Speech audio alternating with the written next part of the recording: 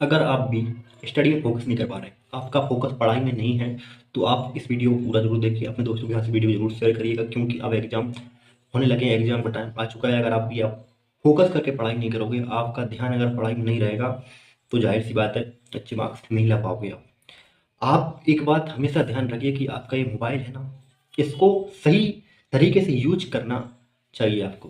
क्योंकि अगर आप इसका गलत यूज करोगे, मिस यूज करोगे, तो आप इससे कहीं सारी हानि खुद को पहुंचा सकते हो और एक गड्ढे में खुद को डाल सकते हो। बिकॉज पढ़ाई के टाइम में अगर आप इसका यूज करोगे, तो आपका समय बर्बाद हो जाएगा, और दूसरा आप कुछ पढ़ भी नहीं पाओगे, और आपका जो माइंड है वो डाइवर्ट हो जाएगा।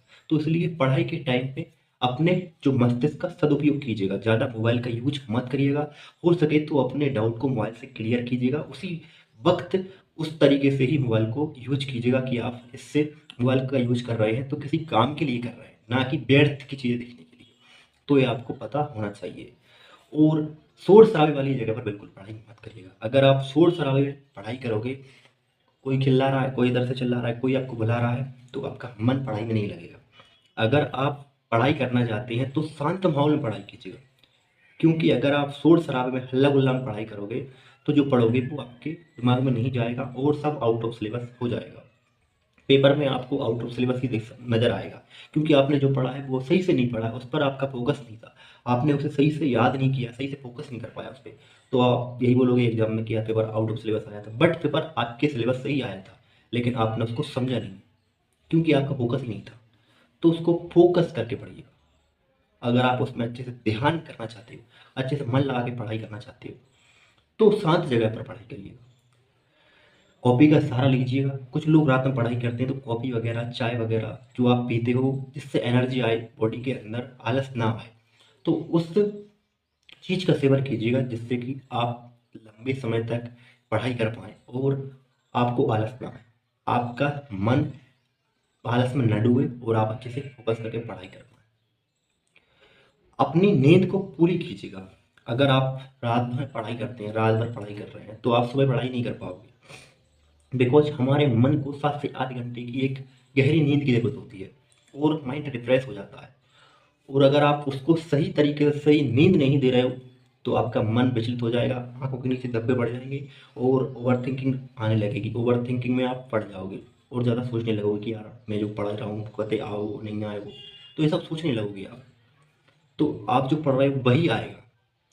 तो आप बिल्कुल ही व्यर्थ की चिंता मत करिएगा। अगर आप ज़्यादा पढ़ाई करोगे, अगर आप नींद नहीं दोगे अपने ब्रेन को, 7 से 8 घंटे की अपनी नींद को पूरी नहीं करोगे, तो ये ओवर थिंकिंग करने लगेगा। तो प्लीज़ अपनी नींद को कंप्लीट कीजिएगा, और हो सके तो एक दोपहर में नैप, पावर झपकी लीजिएगा, पावर नैप।